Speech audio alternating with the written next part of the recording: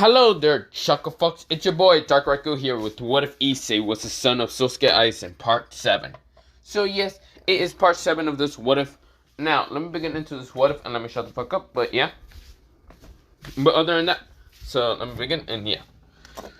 Now, let me just say some stuff. First, I have another What If idea. This one is just a dumb fucking, gag of a fucking What If for me to do. It's just the dumbest, but yet the funniest thing I ever thought of in my head. Well, for me. And there's something similar also to that of, my first channel. But that's not the point. Let me begin into this What If. Let me shut the fuck up. I don't want to go on with any more things. So, yeah. But other than that, let me begin into What If Issei was the son of Sosuke Aizen. Now we go into mostly, the restaurant that mostly Issei and what's it called, Sona and Seraph are at. Now, Issei is eating a lot of food. Now, he doesn't have manners right now. He would have had manners, but he's hungry as hell. He's right now eating out of instinct because my man has been knocked out for 3 days and just woke up. This is where, Sona is just seeing this. Of course, she has a very tinted blush right now on her face. While Seraph just sweat dropping and mostly how Issei is becoming Luffy he just became Luffy in like a couple of seconds. But yeah. Now of course everyone else that has seen this, they see Issei, but mostly Issei has 10 tails behind him. Now of course they're confused why Yokai is here, but they realize one thing. He's a 9 tails, but with 10 tails. Now of course they're confused because they never seen a 9 tails with 10 tails. So mostly they think it's a yokai incarnation because he's right in front of Sona and Seraph Sifri, or mostly, not Sifri's, but mostly Seraph Lorente and of course Sona Sifri. But yeah, this is where, they're just switch up in it, and this is where Issei says, sorry about that, Sona-chan. This is where Issei said, in a very, mostly embarrassed kind of face, but yeah, mostly his tails decide to cover up his face because he's so embarrassed. This is where, Sona says, no, it's fine. It's really fine. This is where she kind of just puts her hand right in front of her and, of course, just waves it off, thinking it's all fine. And this is where Issei nods and says, thank you, Seraph-chan. This is where Issei says, mostly he thanks Seraph and even Sona for the food, but yeah. Now, of course, he thanks both Seraph and Sona for the food, and of course, he does call Sona-chan, and of course, tells Seraph also Seraph-chan, but yeah, this is where, mostly Sona blushes while mostly Seraph kind of just like happily waves off mostly Issei's thanking, but yeah, this is where, Seraph noticed what's it called. She always kind of noticed in the glint of mostly the glances at her sister and seeing her blush most of the time when Issei was eating, and of course, Seraph then kind of has a little cheekily kind of smile on her face. This is where she then kind of goes up to Issei and puts her face really close to Issei, and Issei was confused. Now, of course, where Sona sees this and right now has a murderous glare in her face. This is where, Seraph says, I do like how you thank me, but I think I want something else from you for the thanks. Issei says, what is that? Seraph kind of grabs Issei from mostly the face and of course wanted actually to kiss him until mostly Issei's tail kind of appeared right in front of him, and of course mostly Seraph just kissed Issei's tail. This is where Issei says, what were you trying to do? Sorry, I don't know how to control my tails. This is where, Issei really don't know he actually does not know how to control his tails. His tails are the most newest thing that he has ever felt. It's just like another set of arms that appeared, which, yeah, it feels like arms, legs, and really it's just confusing the tails. This is where, Seraph pouted, but this is where Sona, right now, she breathes out thinking that Issei still doesn't know how to control his tails, and the fact that mostly his tails too actually block the first kiss that he will ever have. This is where, Seraph pouted, but this is where before she even goes on, mostly she gets a magic circle appear right next to her ear, and this is where she gets called in by the other mouths to bring Issei Haidu, and of course just towards the meeting of the devils. But yeah, of course the word Seraph pouts and decides to ask Issei to come with her and also tells Sona that she can go back. This is where Sona refuses and grabs Issei's arm and of course glares at mostly Seraph. This worked well. Several sides and just decided to bring both of them along. Now, of course, they get towards mostly where the mouths are at, and of course the four mouths being Sursex, Ajuka, Serapha already kind of just getting there, just rivaling, and the last dude, I forgot his name. It's mostly someone that's lazy half the time, okay? If I can just understand very well from some of the fanfics I read that the last fourth Mao is just someone very lazy half the time and just rather go to sleep. Now, of course, that guy is right now sleeping, so yeah, I don't even remember his name entirely. Now, of course, well, we go into mostly Issei kind of sweat dropping at all the four mouths. Now, of course, they don't seem to be that powerful against him if he actually goes full power again. Well, not full power exactly. He wasn't at full power when he was fighting against, well, mostly what's it called, the Fallen Angel. He was, but that was just only 5% of his power that he actually knew how to control. Kinda. The other percentage was unstable and he could really not control. He even got told by the Hogukyu, that mostly his father made, that mostly he could only control 5%. Halfly. 5%. The other 95%, it was just out of the question and Issei would not be able to control it. So yeah. This is where, well, Issei swatch off, but yeah. Of course, his tails are still fluttering behind him. Of course, just waving around, and this will work well. His tails are a color of like a whitish, well, kind of a whitish, brownish, and purplish color. So yeah, I should mention. His hair actually is still pretty long. And of course, he still has a Hogukyu inside his chest. And doctors were confused when seeing this ball, but when touching it, they get either a tail almost through their chest entirely.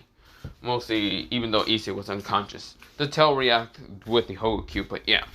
This is where, well, Issei kind of hair was a brownish and of course purplish color, but yeah. Now, of course, this is where his eyes were still a kind of goldenish color, but yeah. Or mostly somewhat goldenish color. One of them he had him always, well, one of them he started kind of just closing. That was mostly his right eye. His left eye is a golden color, while his left eye is mostly a color of an eye that he would just rather get eye lenses for, but yeah. But this doesn't work well. Serapha is just saying, so, I brought Issei Kun and also Sona-chan because she just decided to bring, well, come along. But they're here, what's it called, Sursex-chan, or mostly, yeah, Sursex-chan. Does it work well? Mostly Sursex nodded and kind of just decides to stand up.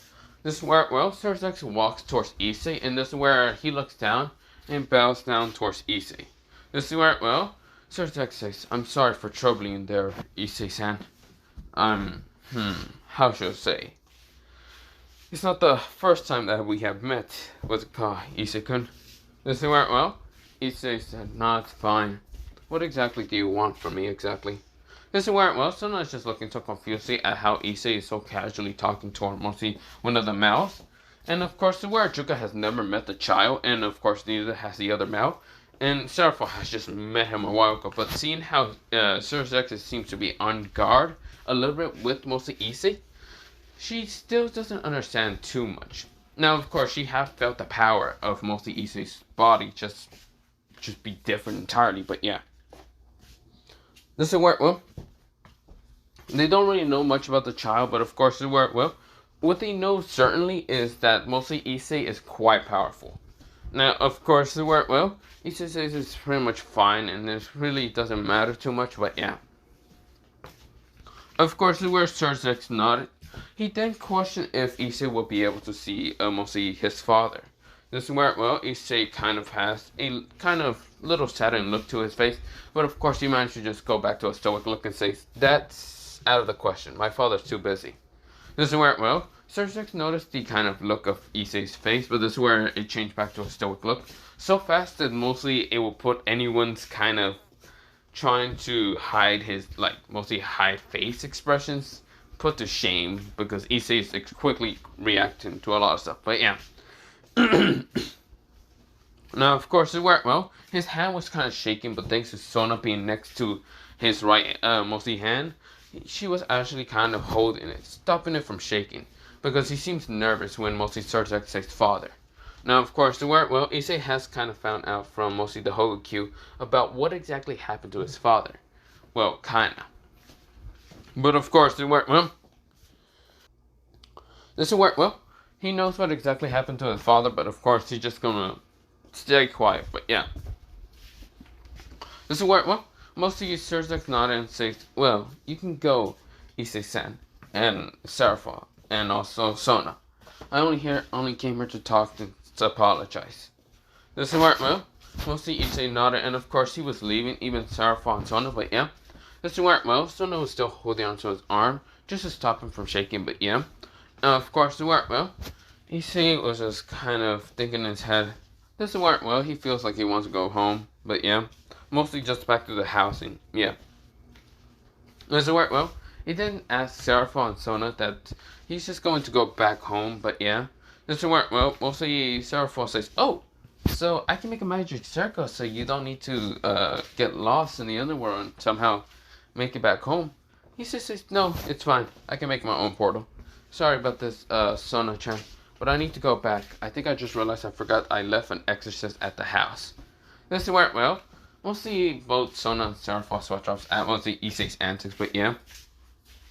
This is where Issei, he gets back to the house, mostly by just making a portal appear, like a black kind of rift portal, similar to that of what mostly to get towards the Soul Society, or even what's called Wakamuno. Now, of course, he doesn't go to Wakamuno, but mostly to his house. Now, of course, he does kind of hug Sona, and of course, wrap his tails around Sona, and just kind of thanks her a lot.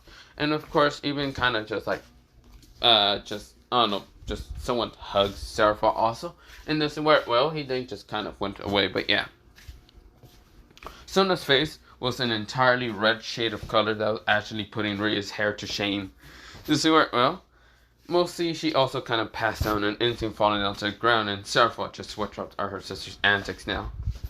We go back into Issei kind of getting to his house, and what he sees is his house being cleaned by, mostly Irina. Irina says, where the hell is the goddamn bastard? He says, boo. This is where she jumps in an instant and says, what the hell? This is where, she screams at Issei, and Issei says, sorry about kind of leaving you. I didn't know I blacked out for, a couple of days. So, yeah. Serapha just kind of, not Serapha, mostly Irina says, it's fine. Can I just leave already? This is where Issei says, yeah, but I think I want to keep you as a maid, since you've been actually cleaning my, house. This is where mostly Irina's face becomes red entirely, and this is where she then says, well, it was messy as hell. It's not my fault. You didn't even actually disagree with the whole maid idea. Unless you want to become a maid, it doesn't really bother me too much. This is where, mostly Irina just says, This is where she kind of acts kind of sensei, and this is where, Issei just chuckles and says, well, I should probably be letting you out. So, yeah. This is where, Irina says, what happened after Kokobell's, mostly Kokobell? Issei says, oh, I killed him. Issei said casually. And this is where, he started kind of making a, way for Irina to leave the house. And this is where, mostly Issei kind of just starts kind of walking outside to open the gate and other stuff. And this is where, Irina is then questioning even more. How did you kill him? And why do you have 9 tails? This is where, Issei says, it's technically 10, but yeah, it's 9. Sure, you can call me a 9 tails constantly, but it's technically 10. Irina says, 10? I have never heard of a 10 tails. Well, you can just hear about it right now, because I am a 10 tails. But that's not the point. It's time for you to leave, okay? This is where Issei wraps one of his tails around mostly Irina's kind of face, and this is where she blushes in an instant, turning red. This is where, Issei kind of chuckles at mostly her, mostly blush, because he realized that if he kind of wraps his tails around mostly any girl's waist, they will turn extremely red, but yeah. Now, of course, he knows about this, and of course, he would kind of use it against mostly Sona, because it's so funny to see her kind of blush, and it just seems super fucking cute. But we go into mostly Issei kind of, putting Irina down, and of course, just walking away. Now, back into his house, and sealing it off, and just kind of going to lay down and fall asleep, but yeah. He wakes up the next couple of days, but yeah. Now, of course, we go into a time skip of him going to school one day, and of course, just realizing it's parent-teacher conference, or just mostly open house. This is where Issei is sword dropping, but of course he did get told by mostly Sona about this. Now, of course, Sona questioned if mostly he could be able to see Issei's father or mostly mother. Now, of course, Issei sword drops and says no. So yeah, mostly he knows what happened to his parents. He just doesn't want to say anything. But yeah, but we go into mostly Issei now.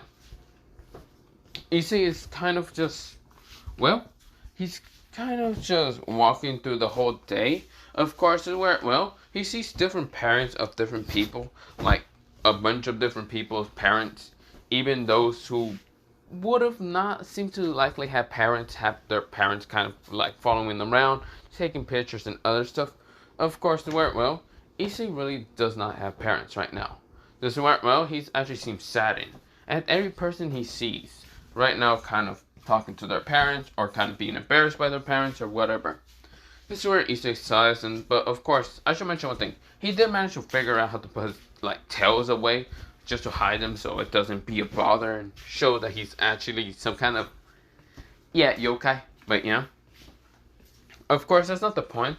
But this is where, Issei is walking around, seems very confused, of course, and not really confused, but mostly just looking around until mostly this yellow hair kind of girl, like a little girl, kind of just goes up to him and kind of just says, she's kind of sniffing for a second. This is where he says, do you need something? Are you lost or something? Issei questioned the little girl. The little girl says, you smell like a yokai. Issei looks at her with a confused kind of look, like a nine-tails, but different.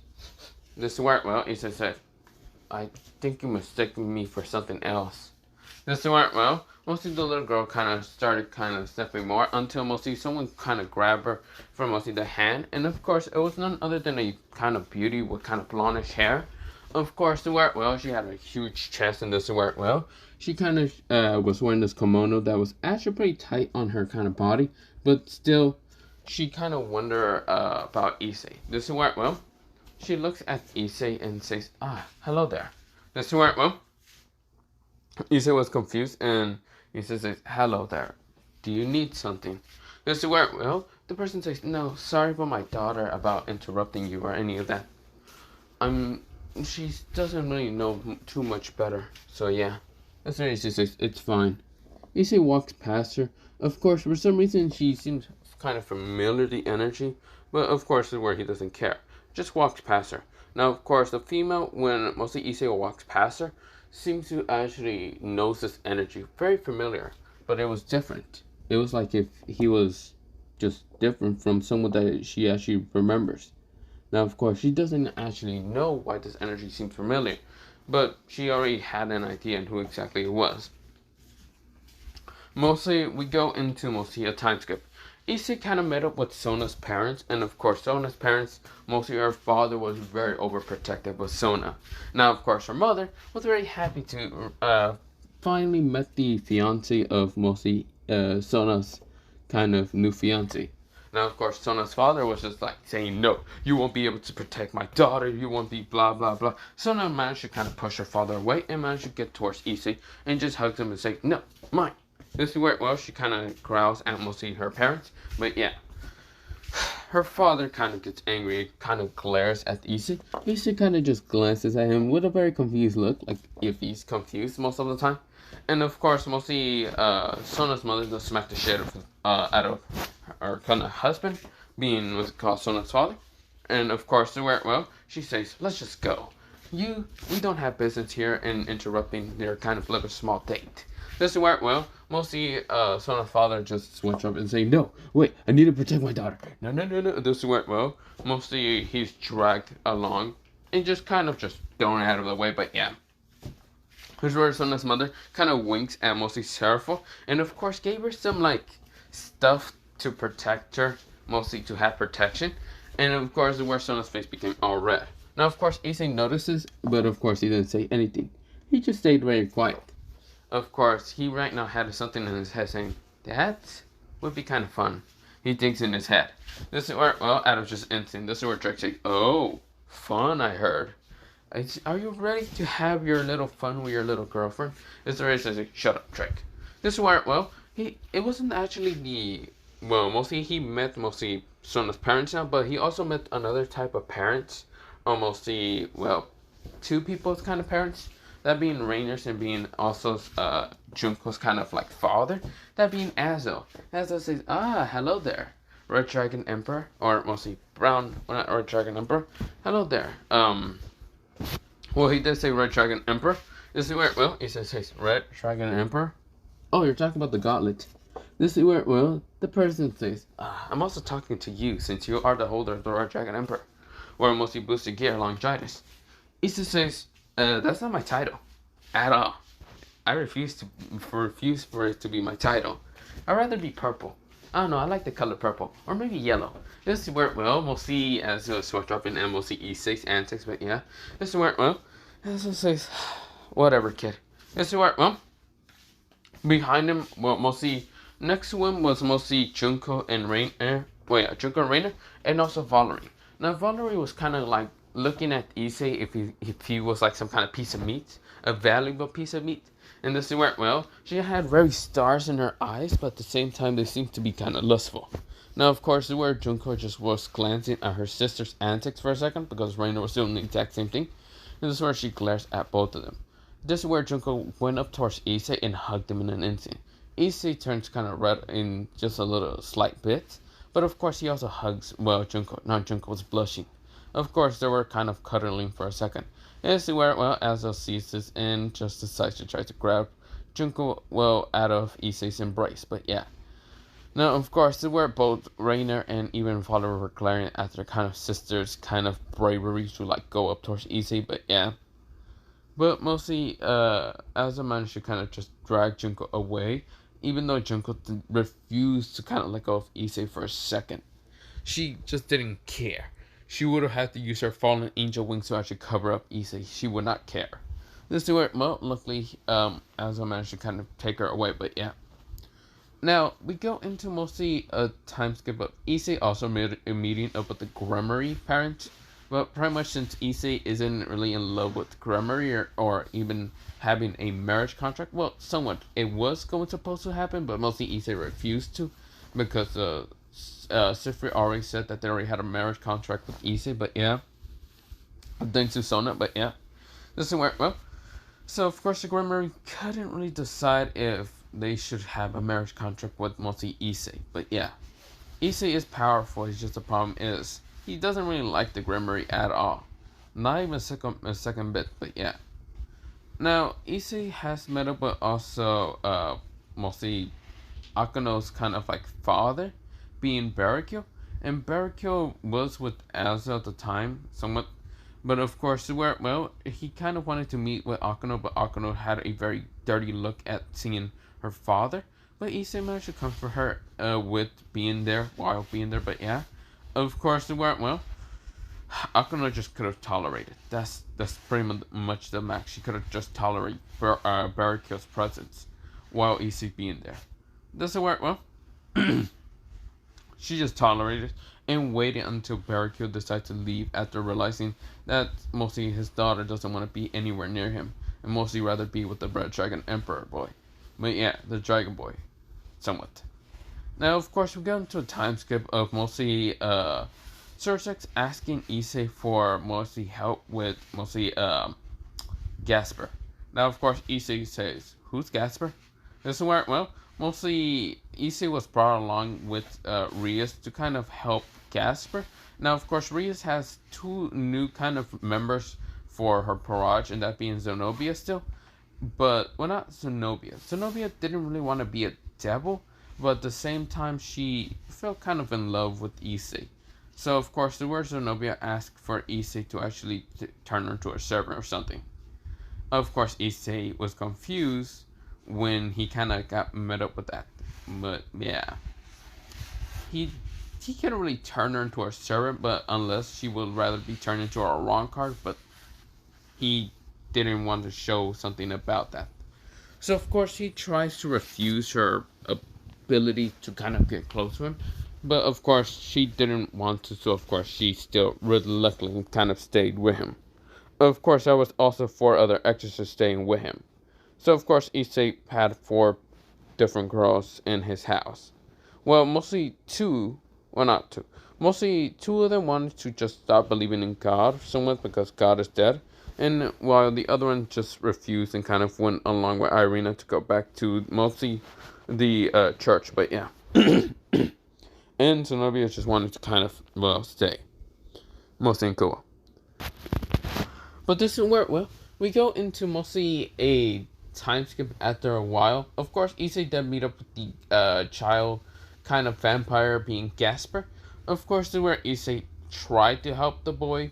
Of course, realized that the boy can stop time by just looking at people. Which Issei decides to just use his Kyoga Sagetsu to kind of just put the kid in somewhat illusion, just being under control somewhat, and just not entirely help the kid. Yeah, Issei was kind of lazy to do that. Now, of course, when Ria's questioned and how Issei did that, Issei just clearly just said that he put him in illusion to look like he was still in the box, somewhat not really entirely in his body, but he would listen to commands. Now, of course, Ria thought that was very cold. Even the others thought it was cold, but this is where he says, like, I don't really want to help you, and I don't want to give you some kind of reason for a debt, so I just didn't really want to help you. Is that why? Do you want me to answer entirely? But yeah. This is where, well, Ria says, why? I just, what did I ever do to you? She kind of questioned. This is where he says, like, a lot of things. First, trying to get a freaking fallen angel to kill me. That's very nice. Yeah, I'm not stupid. I knew that you were gonna try to do something to me like that. Also, do you realize that if I was just a normal human, you would have put me here to that to even fight against Riser Phoenix and blah blah blah blah. This is where, well, he explains a lot of things and what would have happened if he wasn't a normal, if he wasn't a normal human. This is where, well, Ria started kind of crying and tearing up. This is where she kind of runs off, but yeah.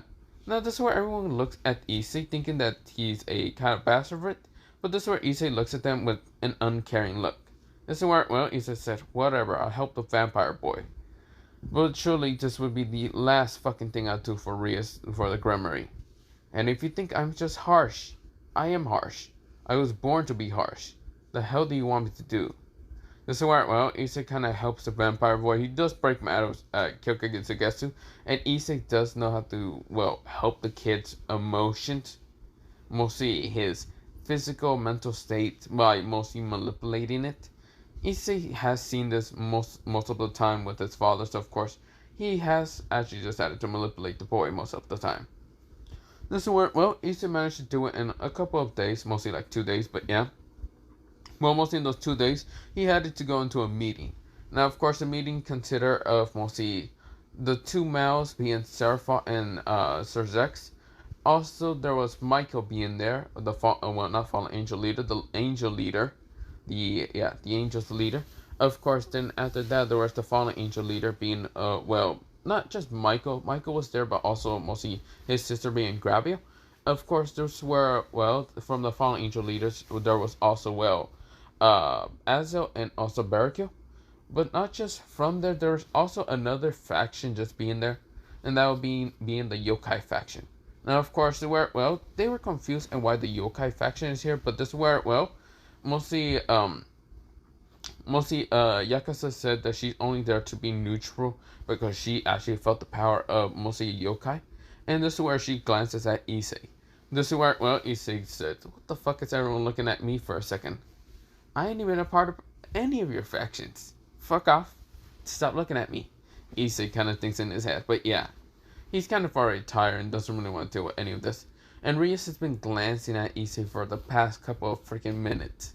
Which Issei is just right now next to, well, Sona. But of course, next to Sona and also next to the other side of him is Junko, but yeah. He's in between most of the two doubles and, like, Fallen Angels kind of faction, but yeah. Of course, some of the angels are kind of glancing at him, mostly like Grabio and even Irina, who's there, kind of being an angel right now, but also someone else next to Irina, that being, her name was, fuck, I forgot about to put her name, but not the point. Mostly, are kind of having glances at Issei, but for right now, that's not the point. It's smart, well, Yakuza kind of question in Issei's kind of if he is a yokai. Now this is where Issei looks at Yakuza and says, I think maybe I have no clue. I should also mention Issei has been having eye lenses for his one eye, having in his right eye, but yeah. This is where, well, Yakuza says, so you don't have tails or anything to represent that you're a yokai. Issei says, if you want me to be truly honest with you, I'm not even a yokai, I'm a Shinigami. This is where Issei nodded in his head, saying, yeah, you motherfucker, I would just throw the Shinigami race into it. This is where, well, they all look at him confused. Shinigami race? This is where, well, mostly Sir Six has never heard of the race, but thinking his father was kind of having that death pressure, he kind of understands a little bit. But this is where, well, someone chuckles into mostly the room of where the factions are kind of having a meeting, and this is where everyone is confused. They hear a laughter, and of course, this is where, well, they see someone walking in, having this kind of bucket hat on top of their head, and of course, this is where, well, having green clothing. Green kind of ragged kind of clothing. This is where, well, the bucket hat is kind of covering up their eyes, but when Issei notices this person, his eyes widen in an instant, seeing this person once again in his life. He never thought he was ever going to see this person ever again, and that is none other than... This is where, well, people also notice a kind of female next to this person. Now, of course, he did have kind of blondish hair. Of course, you can barely see his eyes, but this is where, well, he also has someone next to him, and it was someone with kind of like darkish skin. Of course, purplish hair, kind of longish purplish hair. She had like an orange kind of like shirt, whatever. Black pants are kind of tight. And of course, they were kind of just walking in. Of course, where, well, Sir Six kind of says, who are you people? This is where, well, mostly Aizen noticed one of them and says, Urahara? This is where, well, they're confused and seeing Aizen already know one of them. This is where, well, mostly the other, mostly Yakuza seem confused, and even Michael. And this is where, well, Issei right now looks with a terrifying look into his face. This is where, well, he knows exactly who the fuck these two are. This is where, well, he can even feel the spiritual pressure from them, even if they're trying to hide it pretty well. This is where, well, Issei is confused in why they're here. This is where, well, Issei seems to also get angrier at the fact that there's two Soul Reapers in front of him. Because he still doesn't, well, he still hasn't forgave them entirely. Well, one is because his father kind of is in, well, he doesn't know where exactly his father's at, but he just knows damn well that his father hasn't died. He just has that weird feeling. This is where, well, we'll see, well, one of them with the bucket green hair or whatever, kind of just says, yo. This is where he's just kind of being goofy for a second, and this is where, well, everyone kind of just looks at the guy, and even the girl, and this is where, well, they're confused, is where, well, Sona's confused, is where, well, mostly she felt, mostly Issei kind of, like, let go of her arm, and also even Junko's with Junko, and mostly Sona looks to see Issei, but he's gone entirely. Issei right now is in front of Urahara. Issei right now already unsheathed his sword in an instant. It became white mist, and this is where, well, Issei's tails actually flutter behind him, being all 10 tails. Right now, Issei's eyes are angrier. Of course, one of them, he opens them, being the, what's it called? He already had it open, but of course, he opened both of his eyes. One of his golden eyes were glowing with a bunch of Ryotsu, while the other one was kind of glowing with this kind of being purple and a black star. Issei says, Kokyo, well, mostly he doesn't say Kokyo. I mean, he says, Kopio. Bankai! What's it called? He then says the Bankai's name, and the Bankai's name, it was, he says Bankai Tetsuga Zangetsu. This is where his sword right now emitted this black energy, being the, what's called Bankai version of mostly Ichigo's. This is where a hollow mask was actually appearing on mostly his, right side, and this is where Issei was about to attack Urahara. Urahara managed to kind of dodge the attack, and this is where he says, die! This is where, well, Issei swings his sword, and this is where Yoriichi managed to also jump out of the way. Yes, the other person is named Yoriichi. And this is where Urahara says, that was very powerful, I'm not gonna lie. This is where, well, Issei turns around, but before even turning around, this is where, well, mostly Urahara says, Yoki, or what was it called? The others, it wasn't keto, I don't think so. It's one of those keto techniques, but it was a keto technique that was actually making him have a kind of, well, not resistance, mostly a seal over him to right now. What was it fucking called? Not a seal. It was a mostly binding seal. Yeah, binding seal that makes sure that he wasn't going to attack Urahara again. Issei falls down, and this is where, well, Issei is right now having his arms and legs right now entrapped. And this is where also his, mostly around him, his, like, arms and his, like, chest were kind of binded together. And this is where Issei says, damn it, you mother. This is where, well, Urahara says, poke. He pokes him right in the forehead, and this is where Issei passes out in an instant. This is where, well, mostly this Bankai decides to go back into the White Mist Sword and just disappear back into Issei's body. But yeah, this is where the mask actually started cracking off from his face. But yeah, this is where, well, Urahara says, such a troublesome kid. Damn it. He's just like Aizen, not gonna lie. This is where Urahara thinks in his head, scratching his head for a second. And this is where, well, he puts back his buckle head, but, yeah.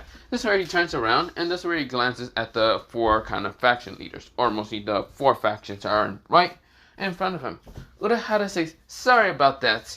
I just going to have to take the boy with me, since mostly he's actually a part of my faction. Or, not really entirely a part of my faction, but you understand, right? Aizen says, okay, I need something to explain for a second from you, fucker. Since I did buy a lot of shit from you, you said that you owe me some favors. I'm gonna need explainment. This is where mostly Aizen says. Urahara switch ups and says, fine, Aizen, I'll give you some explainments. What do you want? First of all, who exactly is the boy? Mostly, are you talking about Issei? Yes. His name is Issei. No, duh. No, exactly who exactly he is. He's powerful, and of course, he just summoned out 10 tails from behind him. You seem to know him well, and you say he's kind of a part of your faction. Not entirely. Okay. So, if you want me to explain, do you want me to go with the long story or the short story? The long story would cost you this much. Aizen says, really? Really, you're gonna charge me for the story? This is where, well, mostly, Yorichi just says, hurry this up, I just want to go back. This is where Yorichi kind of says, right now, kind of being lazily, but yeah.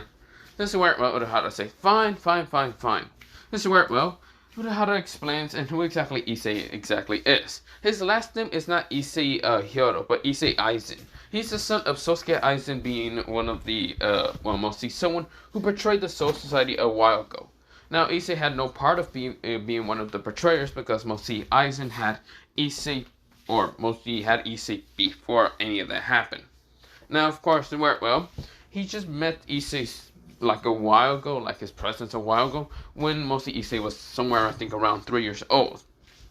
Urahara doesn't really know much about what happened after that, but he only understands a little bit of what Aizen kind of told him.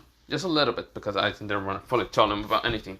This is where, well, Urahara explains that Issei is a blood mix of a bunch of things. Of course, he doesn't know exactly who Issei's mother is, but mostly the only thing that he can understand is Issei's mother was a nine-tailed, mostly yokai that had something with a black star eye.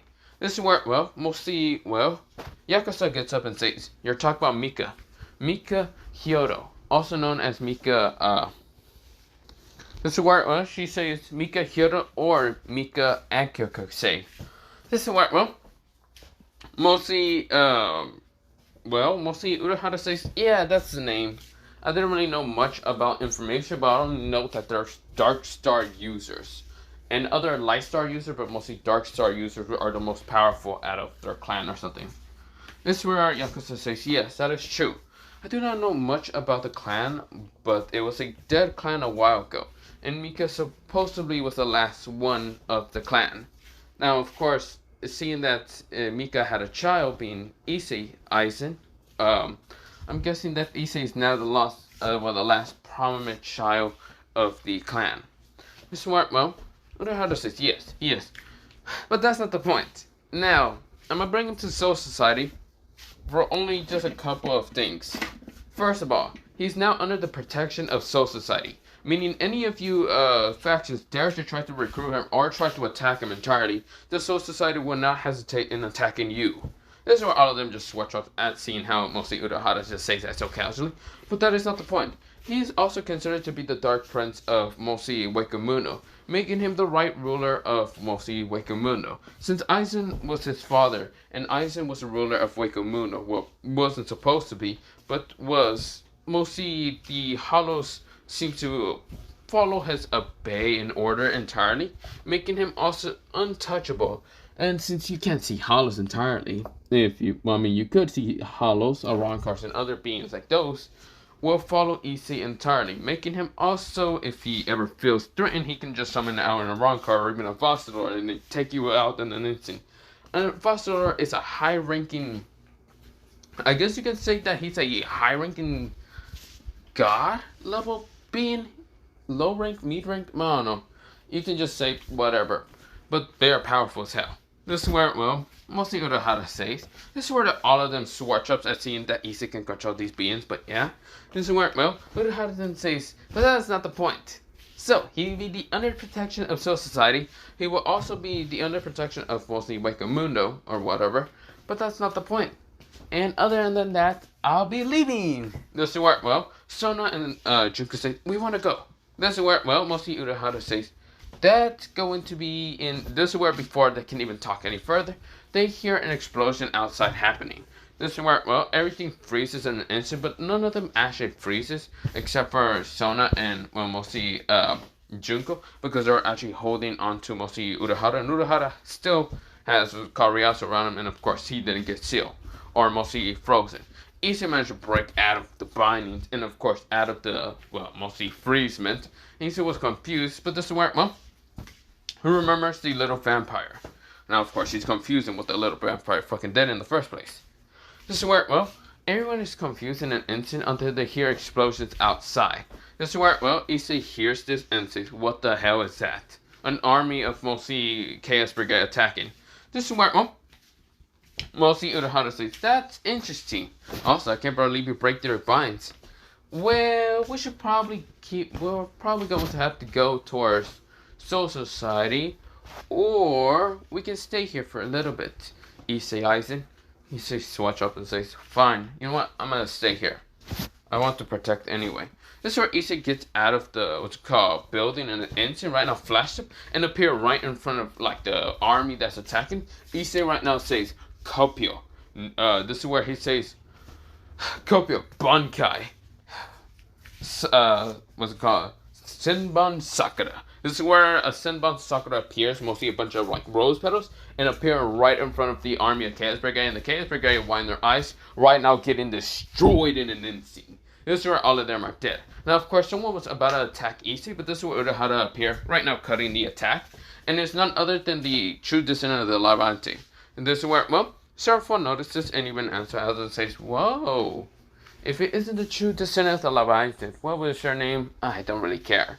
That's where she glares at mostly Azo, and then sees the kind of person with the bucket hat, but before she can even react towards mostly Yorichi's speed, she was instantly knocked the fuck out and onto the ground. But yeah, Yorichi says, well, she was too slow. This is where, well, everyone says, okay, no, you're just extremely too fast. This is where, well, mostly Issei is just switch dropping, but yeah. Now, of course, he sees an army right now trying to attack him, but this is where Issei says, Bankai.